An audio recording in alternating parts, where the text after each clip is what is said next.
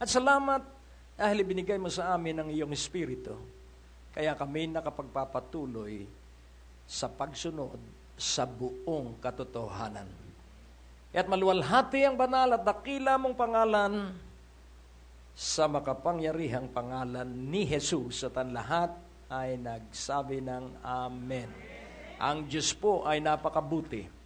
Ang title ng mensahe sa unang 7 gabi, All are yours. Simpleng-simple po, all are yours. All are yours. Sabihin mo sa iyong katabi, all are yours. Hindi ka dapat maghirap. Walang isa mang dapat na naghihirap sa atin. Ang sanhi ng paghihirap ay kamangmangan. Sabihin mo sa iyong katabi uli, kaya ka naghihirap, ikaw ay mangmang. Amen? Anong sabi nung pinagsabihan mo? Nakangiti dahil totoo yun. Sa 1 Corinthians 3, pakikita ko po sa inyo na hindi tayo dapat naghihirap. Sa 1 Corinthians 3 verse 22, ano po ang sabi?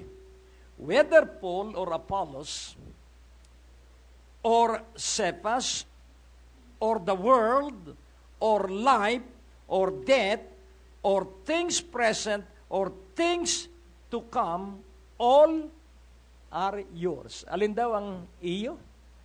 Lahat ay sa iyo. So ano itong mga lahat na ito?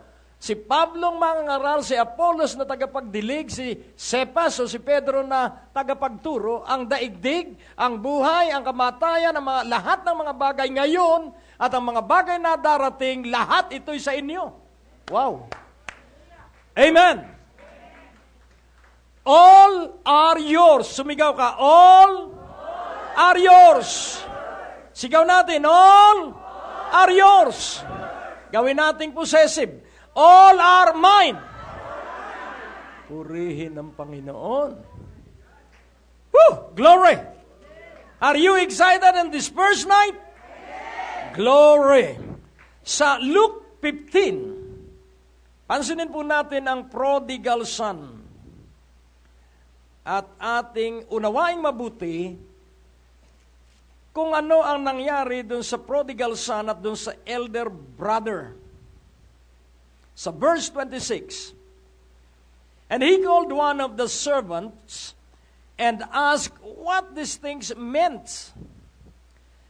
And he said unto him, thy brothers is come, and thy father hath killed the fatted calf, because he hath received him safe and sound. Verse 28, and he was angry, and would not go in there.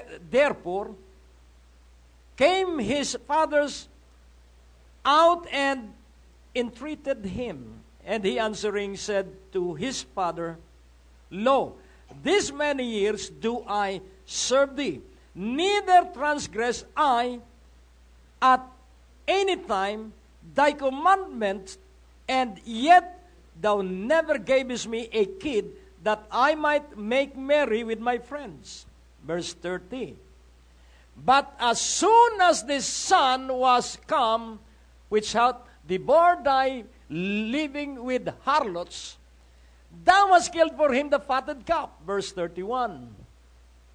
And he said unto him, Son, thou art ever with me, and all that I have is thine. All that I have is thine. Amen? Hallelujah. Ikaw ay kasama ko at lahat ng akin ay lahat ay iyo. Praise the Lord. Kaya nga bilang mga anak ng Diyos, ang lahat ng sa Diyos ay lahat ay sa atin. Amen? Woo! Glory. Pero ano ang nangyayari sa maraming Kristiyano na tumatawag ng Ama, ngunit hindi nila nararanasan ang kasaganaan dahil sa kamangmangan. At ang isang Kristiyano na anak ng Diyos na dapat ay pinagpala kung marunong, ay hindi sana magagalitin. Hello? So makikita natin maraming Kristiyano ang bugnutin, magagalitin dahil walang pera. At kaya walang pera dahil hindi nila alam na kanila pala ang buong daigdig.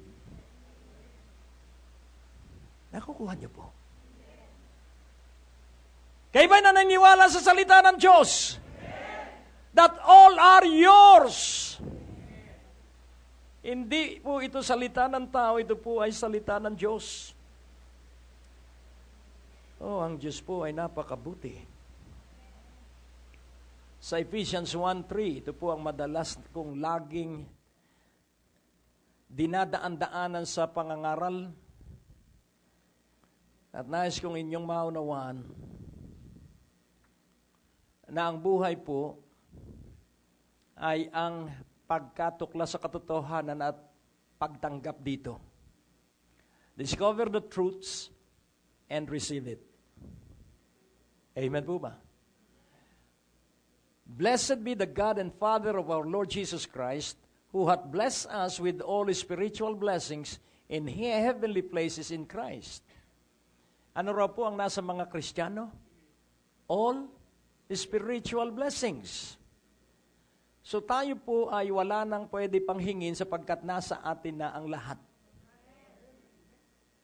Ang atin lamang gagawin ay gamitin yung lahat ng pagpapalang nasa atin na. Nakatutuwa po sapagkat ikaw at ako'y pinagpala. Sabihin mo ang sasabihin ko, all God, all grace. Ulitin natin, all God, all grace, all sufficiency. All God, all grace, all sufficiency. Kapag ang Diyos po ay number 1 sa ating buhay, kapag pinaniwalaan po natin ang Diyos ng tuloy-tuloy kahit kumikirot ang ating katawan at pinaniwalaan natin na ang Diyos ang may likha sa atin at ang Diyos ang dakila nating manggagamot at ang Diyos ang magpapagaling sa atin at ang Diyos at siyan po ang totoo. All God. Every area, every aspect of life, all God. Sabihin mo, all God. All God. All God. Purihin ng Panginoon. Kailangan magsanay tayo na ang Diyos ay gawin nating pangunahin, ang Diyos ay gawin nating Diyos talaga ng ating buhay. Kaya meron po tayong dalawang pag-aaralan ngayon na sa loob ng 7 gabi, ikaw po'y makapagtatagumpay. Bakit po nagpapatuloy ang gawain sa radyo at telebisyon at ngayon ay sa website? Dahil sa Diyos. Hindi po dahil sa akin. Kapag ginawa mo ang pangarap ng Diyos, ang probisyon ay hindi mo kayang ubusin. At walang pwedeng pumigil dun sa probisyon sapagkat lahat ito ay Diyos ang may pakana. Kaya dalawang bagay, your battle within and your battle without. May digmaan po. Kaya kung hindi ka magtatagumpay within, hindi ka magtatagumpay sa labas. Kailangan magtagumpay ka sa iyong sarili. So, battle within. Ano po yung labanan sa loob?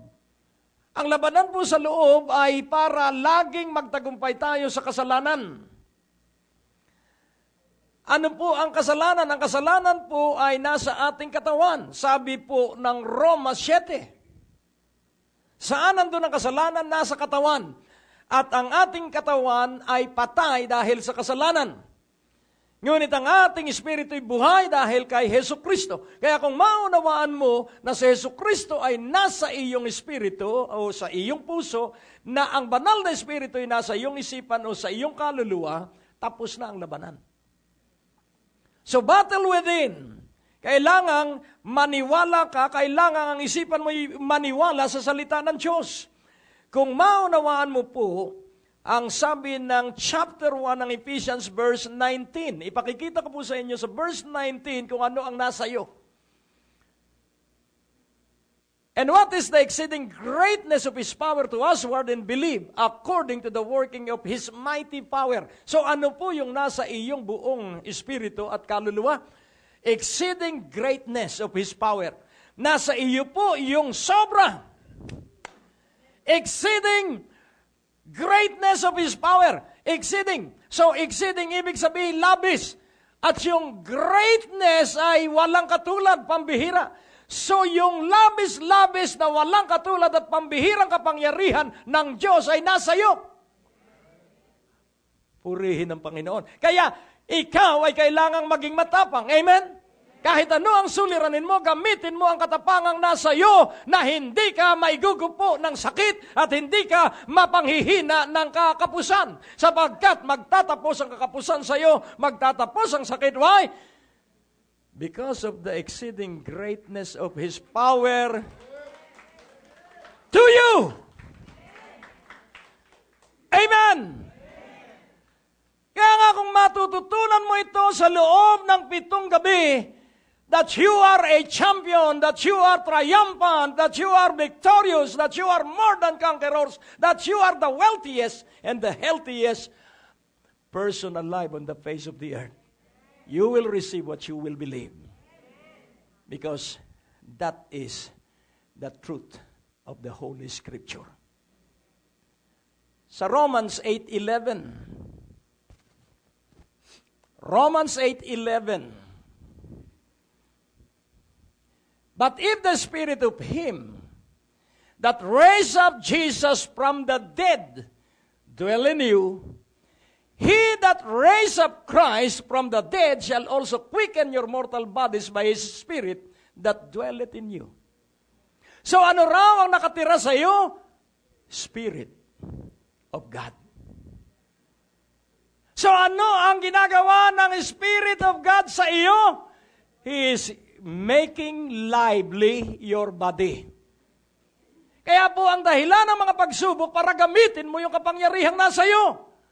Hindi ka susubukin ng hindi mo kaya at hindi mo ikasisira ang mga pagsubok sapagkat meron kang kapangyarihan. The exceeding greatness of His power is resident in you. The Holy Spirit dwells in you. Glory. So, maunawaan mo na ang Diyos ang magdidikta kung ano ang gagawin mo para malutas ang iyong suliranin. Ang Diyos sa pamamagitan ng Kanyang Espiritu ang magtuturo sa iyo kung paano wawasakin ang utang sa iyong buhay. Sabihin mo, kinapuputan ko ang utang. Dudurugin ko ang utang. Kinamumuhian ko ang utang. At hindi ko ito kailangan sa aking buhay mula ngayong gabi sa makapangyarihang pangalan ni Jesus. Glory. Kaya bumagsak ang Amerika dahil sa utang. At yun po ay direct assault against the Word of God. Huwag kayong magkaroon ng pananagutan kanino man. We are all guilty sa pangungutang. Dahil nasa sistema tayo ng daigdig. Romans 13:8. So nakita natin, na-establish natin na nasa atin yung kapangyarihan. Ano po ang sabi ng Romans 13:8? Owe no man, sabay-sabay, owe no man anything, but to love one another. For he that loveth another hath fulfilled the law. Ang umiibig sa kanyang kapwa ay nakatupad sa batas. So ang buhay po natin iuunlad lamang kung tayo nabubuhay sa pag-ibig. Without love, without Christ. As simple as that. With Christ, so when you have love, then you have Christ. Amen? Kung ikaw ay may pag-ibig, nasa iyo si Kristo. Kung wala tayong pag-ibig, wala sa atin si Kristo. Iniibig mo ba ang iyong biyanan? Iniibig mo ba ang tatay at nanay mo? Iniibig mo ba ang mga kapatid mo? Iniibig mo ba ang asawa mo? Kung gayon, nasa iyo si Kristo. Sapagkat ang hindi umiibig ay nananatili sa dilim at hindi niya makikita ang kanyang nilalakaran. 1 John 2, 9-11. Kaya kailangang napatawad mo na ang lahat ng tao na nagkasala sa iyo. Kung tatanungin mo kung paano, ay makipag-usap ka sa Diyos para ipaliwanag sa iyo kung paano. Nakukuha niyo po dahil ang Diyos ay personal. Sabihin mo, ang Diyos ay personal. Si Nebukadnezar nga, hindi humingi ng payo doon sa matatalino niyang tagapayo. Ang gusto niya ay galing sa Diyos na payo. Nakukuha niyo po. Kaya nga unawain mong mabuti, battle within, and if you win the battle within, you will surely win your outside battle. Yung labanan mo sa labas ay mapagtatagumpayan mo kung makapagtatagumpay ka sa labanan sa loob. Pansinin po natin, what are the battles within? Una sa isipan po. Kapag hindi ka po maalab sa pagbabasa ng Biblia, kapag hindi ka po maligaya sa salita ng Diyos, lagi kang talo sapagkat ang pagkatalo mo ay, ano po ang tawag kapag ang dalawang kupunan ay maglalaban at yung isa ay hindi na lumaban, ano po ang tawag doon? Default. Ibig sabihin, ayaw niya makipaglaban. Kaya kung hindi ka magiging maalab sa salita ng Diyos, madadaig ka lagi ng kaaway by default. Alam mo po, kailangan manindigan ka kung ano ang salita ng Diyos. Amen? At ang mga naninindigan sa salita ng Diyos ay matatapang. Ulitin ko po, hindi tayo pipitsugin at hindi tayo kakaning itik na mga anak ng Diyos. Tayo ang binigyan ng Diyos ng power and authority to lead the world to Jesus Christ. Kaya kailangan kayo maging matapang sa 2 Timothy 1:5, ipakikita ko po sa inyo dahil ito po ay kasangkapan sa pakikipaglaban mo sa loob. Sa loob. Amen? Ano po ang sabi ng 2 Timothy 1:5 o 1:7? 1:7? 2 Timothy 1:7, for God hath not given you the spirit of fear, but God has given you the spirit of power, the spirit of love, and the spirit of a sound mind. Glory. Loneliness is not caused by having no people with you or no person with you. Loneliness will creep into one's life. You know the reason? The reason is that they don't have purpose, they don't have dream. Ang mga taong malungkutin po ay yung walang layunin sa buhay at walang pangarap. Pero yung katulad kong malalaki ang pangarap, laging maligaya sa buhay. Laging tatandaan mo po, when you hope, that is good, but it is in the future. 1 minute from now is the future. So if I think of the future all the days of my life, I will not grow. Ang tawag po doon ay daydreaming. At pag tumingin naman ako sa nakaraan, maaksaya ang araw-araw ko sa pagdadalamhati at kalungkutan at pagminsang paghihimagsik ng kalooban. Hello? Bakit ko sasayangin ang aking buhay at ang aking araw sa pag-iisip sa nakaraan na tapos na at sa pag-iisip sa darating na hinaharap na malayo pa, ay napakaganda ng aking mga nasa paligid, mabait at mapagmahal ang aking asawa at ang aking mga anak. Kami ay magkakasama araw-araw na nananalangin at lagi ko kayong nakakasama. Mas magandang isipin kung ano ang pwedeng ating gawin sa bawat pangkasalukuyan. Nagiging moody at emotional lang isang tao dahil nakatingin ay sa hinaharap. Ang sabi ng Panginoon tungkol sa hinaharap, huwag kang mag-alala tungkol sa iyong kinabukasan, sapat nang mabuhay ka sa bawat araw. Sapagkat ang kinabukasan, may masamang mangyayari sa kinabukasan, pero tandaan mo po lagi, ang Panginoon ay nakatuon, magpakaunlad ka sa kasalukuyan. Namatay ang mga mahal sa buhay mo, ay sabihin mo goodbye. At meron kang buhay na tatahakin dahil maraming tao na nakatingin sa iyo. Amen po ba? Amen! Hallelujah! Basta laging tandaan mo, kapag nawala ang saklay mo, sabihin mo, I can do all things through Christ who gives me strength. Ano ang saklay mo? Maaaring pamanang lupa at nalugi yun. Nawalan ka ng saklay hindi para ikaw ay paghirapin, kundi para turuan ka't ilipat sa buhay na walang katapusan ang kaginhawahan at kapayapaan. At ito ay ang buhay na laging umaasa ay sa Diyos, na laging umaasa at nakatiwala ay sa Panginoong Hesukristo. At kailangan limutin mo na ang nakaraan. Amen? Ang sabi ng Panginoon, walang humawak ng araro na makatatapos sa pag-aararo ng laging nakatingin sa likuran.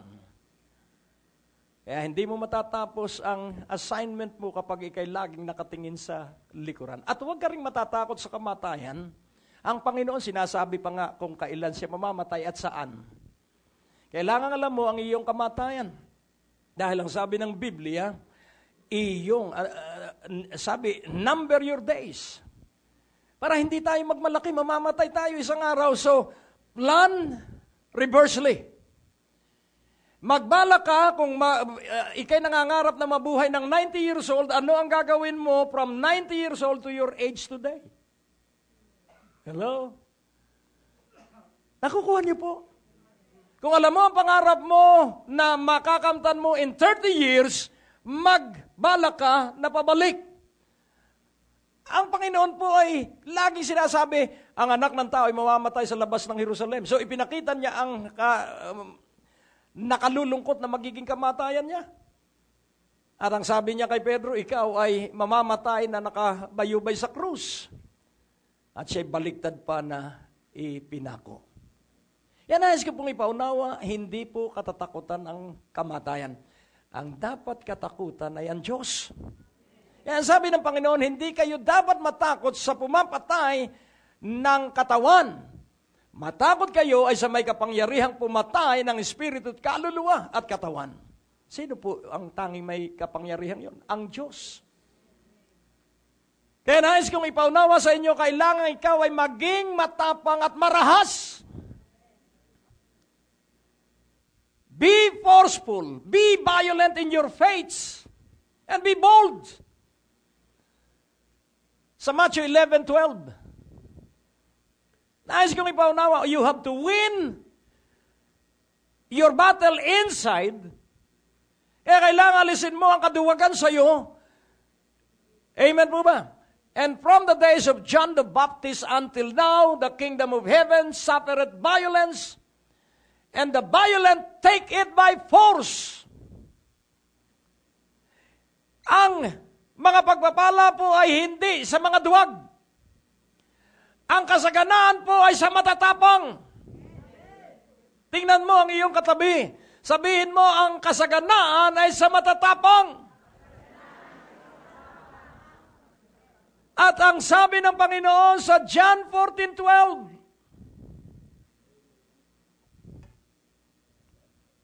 John 14:12, Verily, verily, I say unto you, he that believeth on me, Jesus, the works that I do shall he do also, and greater works than this shall he do, because I go unto my Father. Ano po ang iniwang habilin ng Panginoon? Yung kanyang ginawa'y kaya mo rin. Sabihin mo sa iyong katabi, yung ginawa ni Jesus, kaya mo rin. Alam niyo po, nung si Elijah ay utusan ng Diyos, puntahan mo si Elisha.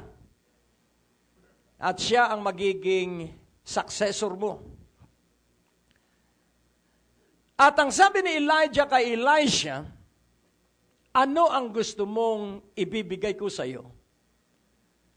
At ang sabi ni Elisha, double portion of your anointing. At ang sabi niya, mahirap yan. Subalit, kung makikita mo ako kapag ako'y dinagit, matatanggap mo yan. Kaya nais ko pong ipaunawa, para makita mo ang gagawing makapangyarihan ng Diyos, huwag kang kukurap. Kailangan ikaw ay all ear, all eye na nakatuon ay sa Diyos. At kailangan ikay magpakaalam ay sa kanyang salita sapagkat ang kanyang salita ang kanyang boses. Ang kanyang salita ang kanyang kalooban. Anything that will not connect with the Word of God, wag mong ituloy. Mapapahama ka lang. Kailangan laging nakakonekta sa salita ng Diyos. Amen po ba? Kaya nga unawain mong mabuti na kung si Elisha ay nagkamit ng double portion of the anointing, hindi siya kumurap. Pag sinabi ni Elijah, dito ka lang at pupunta lang ako doon. Ang sabi niya, hindi aking ama, kung saan ka naruroon, ako ay duroon. At nakapunta sila sa Bethel kung saan-saan hanggang sa Jordan. Ang laging sabi niya 4 times na ang sabi ni Elisha, kung saan ka pupunta, ako ay duroon. Kaya kung atin pong unawain, ito po ay 4 na level ng pag-unlad. Ang una ay pag-unlad laban sa ating sarili. Ang unang kalaban natin ay ang ating sarili sapagkat ang ating sarili ay gusto lagi ay maluwag na pamumuhay. Ang pangalawang kalaban natin ay ang mga opositor dahil may mga tao sa iyong paligid na ikaw ay panghihinain ang loob.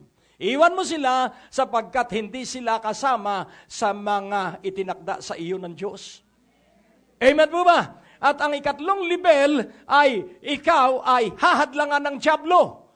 Pero nais kong ipaunawa, nangitian mo siya sapagkat siya ay walang kapangyarihan dahil tinalo siya ng Panginoon doon sa krus sa Kalbaryo.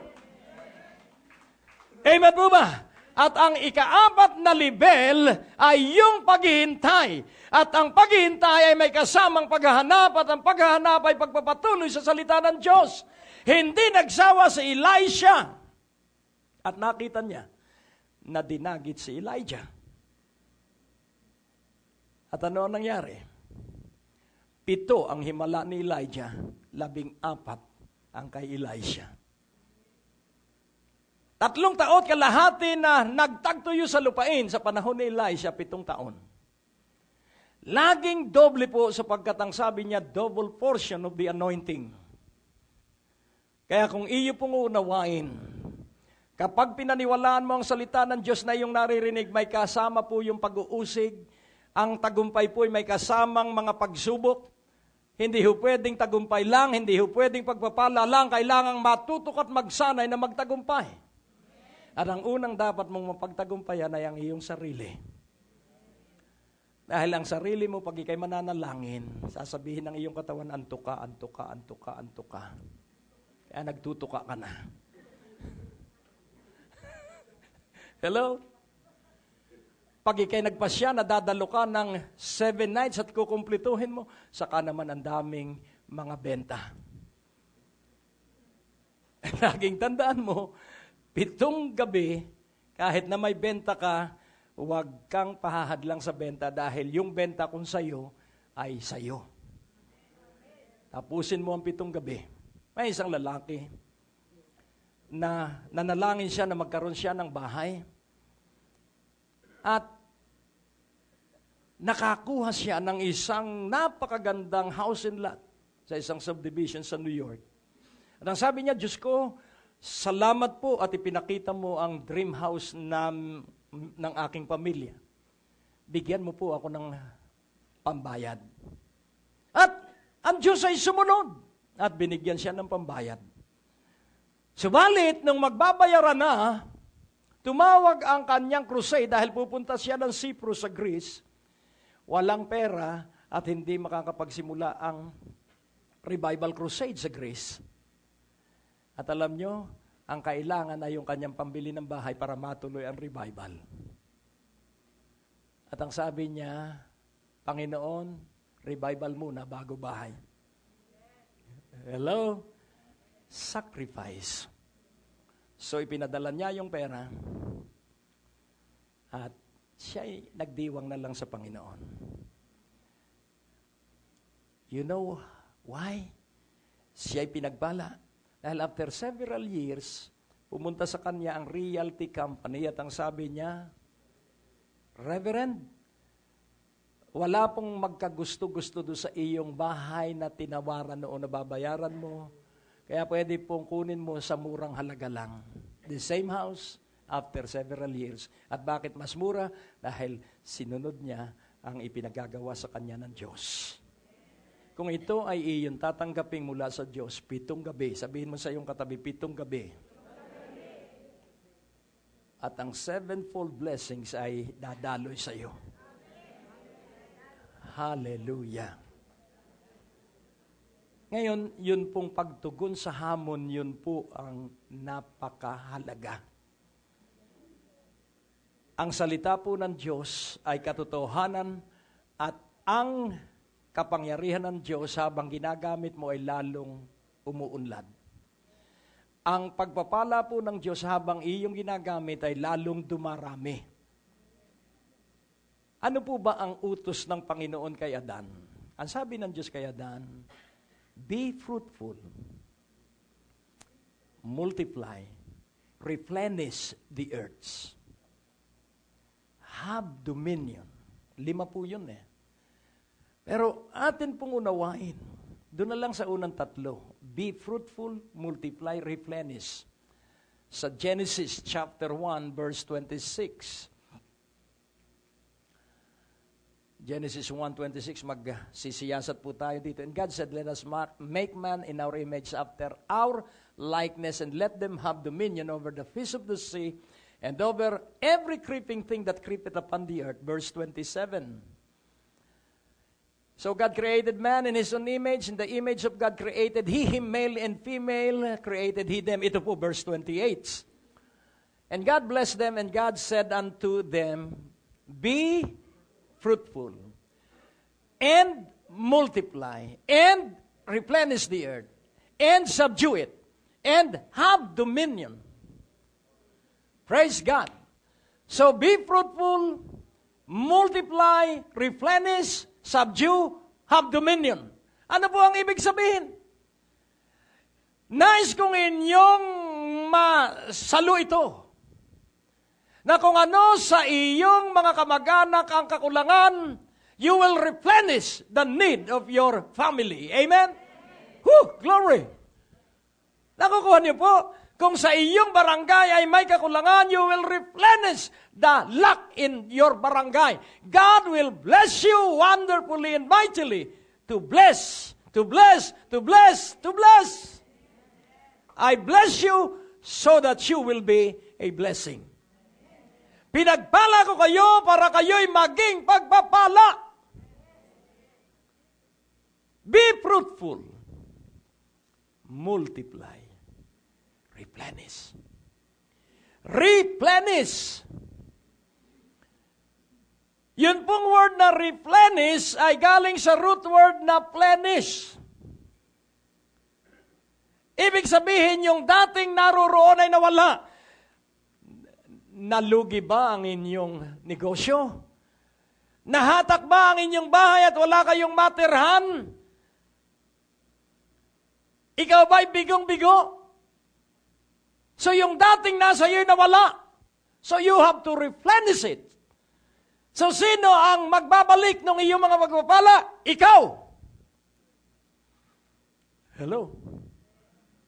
Akala ko ba, brother, ang Diyos? Ikaw ang maniniwala sa Diyos para ang Diyos ay malayang makagawa. Sa paano magagawin yun? Paano ba nilikha ang nalikha? Let there be light. So sabihin mo, sa iyong negosyong nawala, let there be a return of my business greater than before. So sino ang nagpapahayag?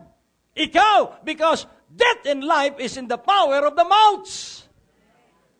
Glory. Sasabihin mo, matumal lang negosyo Dahil yung mga katabi nga natin, walang business di sinabi mo, yun ay propesya mo sa iyong sariling negosyo. Hello. Uso ang dengue ngayon kaya siguro magkakadengge sila. Huwag po. Ano po, yun po ay self-defeating prophecy. Sabihin mo, ang kaunlaran ay nasa akin, ang kasaganaan ay nasa akin sapagkat ito ang ibig ng Diyos. At ang ibig ng Diyos ay gusto ko rin.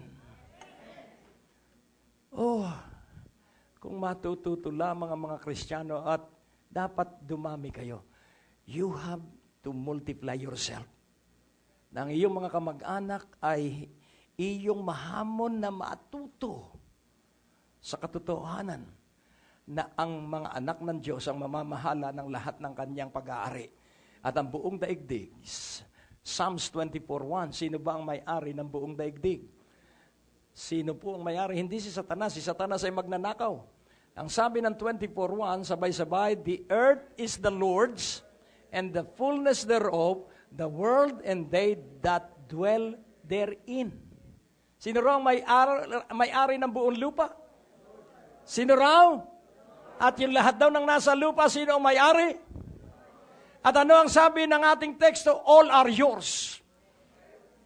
So ang lahat ng lupa iyo. Blessed are the meek, for they shall inherit the earth. So ano ang iyong gagawin? Meekness. Ano po ang meekness? Pinaniniwalaan mo ang salita ng Diyos at pinaniniwalaan mo ang aking pinangangaral sa iyo. You are meek kapag pinaniwalaan mo ang iyong naririnig. So you shall inherit the earth. Who is the owner of the earth?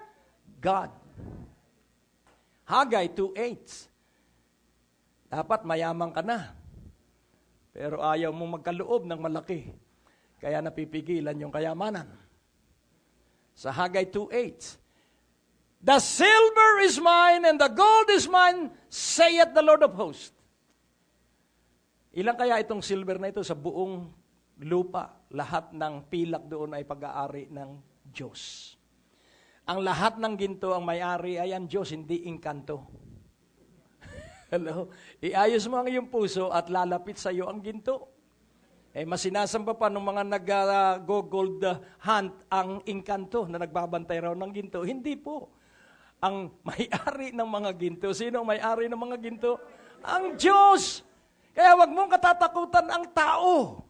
Kapag inutusan ka ng Diyos, darating sa iyo yan. Pero magtanim ka muna.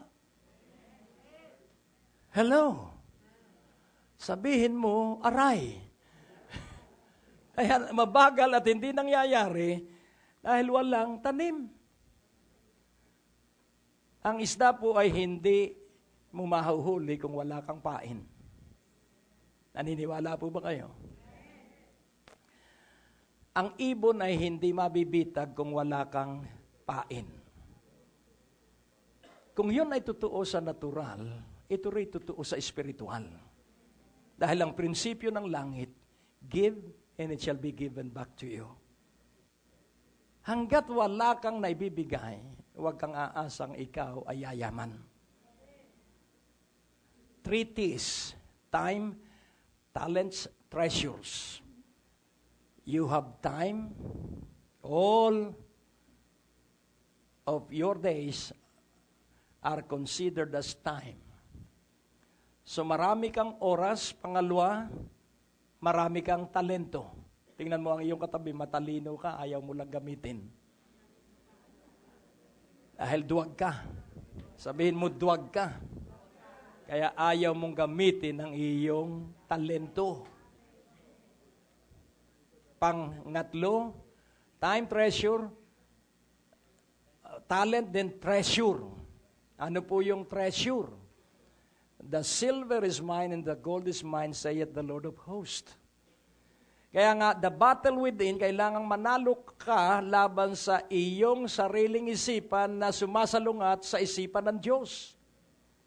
Isaiah 55:8, your thoughts are not my thoughts. Your ways are not my ways. My thoughts are not your thoughts. My ways are not your ways. Balik na rin natin. Kaya kailangan ang isipan po natin ay ang isipan ng Diyos. At kailangan ang pamamaraan natin sa pagsasagawa ng isipan ng Diyos ay ang pamamaraan ng Diyos. At ano ang isipan ng Diyos? Na kayo ay maging mayaman, ikaw at ako ay maging matagumpay.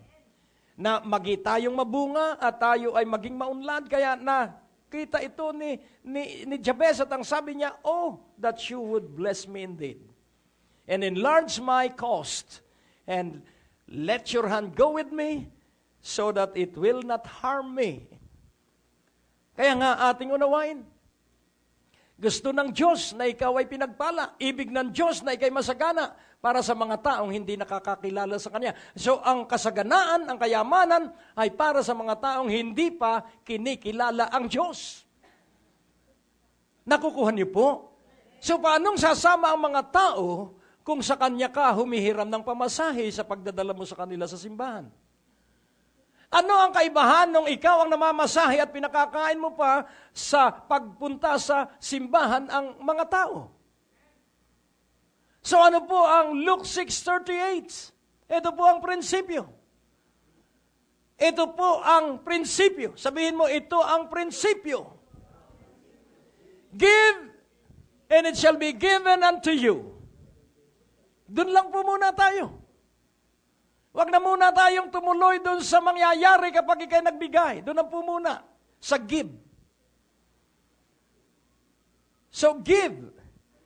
G-I-V-E. Ano po sa Tagalog ang give? Ano po ang give? So naunawaan mo po ba ito? Kailan nagkakaroon ng karanasan ang bawat isa sa atin? Kapag ating ginawa. Tama po ba? So magkakaroon ka ng karanasan kapag ikaw ay gumawa.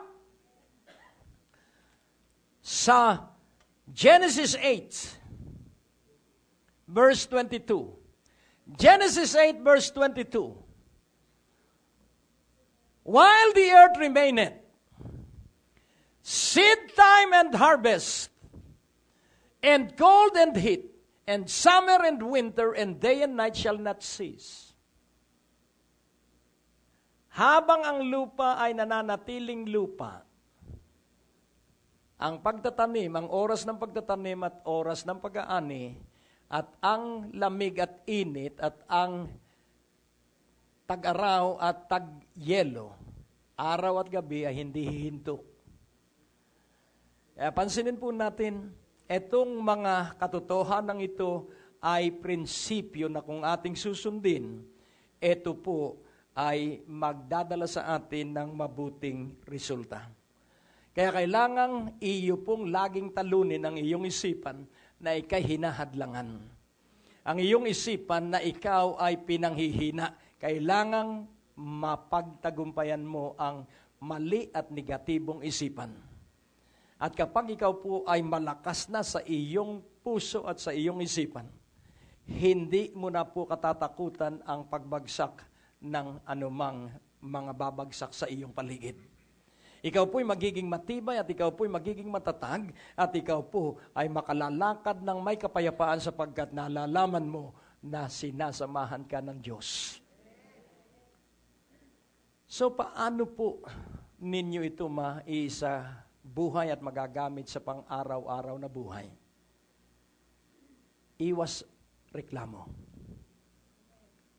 Hello? At upang makaiwas tayo sa pagrereklamo, huwag kang titingin kung magkano ang pera mo. Dahil kapag tiningnan mo po ang pera mo, marami kang maiisip na bibilhin at maiisip mo kulang ito. At yung pagkatuklas na kulang ito ay pagrereklamo na. Hello? Amen? So magpuri ka muna sa Diyos at sabihin mo, Panginoon, salamat sa magandang buhay na iyong patuloy na ibinibigay sa akin. Salamat, Panginoon, sa kalusugan. Salamat. Ang dami po pong dapat ipagpasalamat. Mag-concentrate ka muna sa pagpapasalamat mo, wag muna sa problema. Dahil pag problema ang inuna mo, makakalimutan mong magpasalamat at kasalanan ang hindi magpasalamat. Nakukuha mo po. Kaya ikaw ay mag-sentro muna ay sa ipagpapasalamat mo, kapain mo ang iyong katawan at sabihin mo, salamat sa Diyos at ako'y may katawan pa. Amen? Hallelujah. At pag pumuputi na ang iyong buhok, huwag kang magpapakulay sapagkat bumibilis ang pagputi ng buhok pag pinakukulayan. Amen? So, salamat at puti na ang aking buhok at ang sabi ng Biblia, ang may puti ang buhok ay kagalang-galang. Ayaw mo bang ikaw ay igalang dahil sa puti mong buhok na ang ibig sabihin, ikaw ay may pinagkatandaan? Kaya nga, unawain natin, itong 7 gabing ito ay matindi ang pagpapalang sa sayo sapagkat magbabago ang iyong puso at kalooban at isipan at kapag nabago, madali nang makagagawa ang Diyos sa iyo. Alam mo, ang problema ay hindi ang dyablo, ang problema ay ikaw mismo. Sapagkat ikaw mismo ang laging nagrereklamo sa Panginoon, ikaw mismo ang laging nakakakita ng mga wala sa iyo. Huwag mong hanapin ang wala sa iyo, ang gamitin mo ay yung nasa iyo. Purihin ng Panginoon. Nung ako ay magkakotse kaming mag-asawa noong 1975, pinipintasan ako ng mga barkada ko. Kotse ba yan? Bulok na bulok. Sa loob-loobin ko, mabuti nga at kahit bulok meron ako, kayo. Sa loob-loobin ko lang po yun. Kaya huwag ka pong makikinig sa pintas ng iba, inggit lang sa'yo. Amen? Sabihin mo, inggit lang sila sa'yo. Dahil kapag tinangkilik mo ang maliit na pagpapala, pagkakatiwalaan ka ng Diyos ng malaki. Kapag ini-enjoy mo ang bulok na kotse, pagbibigyan ka ng Diyos ng bagong sasakyan. Sapagkat ikay maligaya sa Panginoon sa bulok mong sasakyan, ikaw ay pagbibigyan ng Diyos ng magagandang sasakyan. Amen po ba? Kaya nga, i-enjoy mo pati iyong asawa. Amen? Huwag mong sabihin na mas maganda pa yung first love mo. Hindi po. Kaya nga, hindi pinahintulot ng Diyos na doon ka. Dahil kung doon, baka lustay na ang iyong kabuhayan. Hello? Kaya yung asawa mo ang perfect match para sa iyo at i-enjoy mo ang iyong napangasawa. Amen? Hallelujah. Kaya nga, ang hadlang sa iyong pagpapalay, ikaw mismo. Sabihin mo, kung hindi ka matututo, ikaw ang hahadlang sa gagawin sa iyo ng Diyos.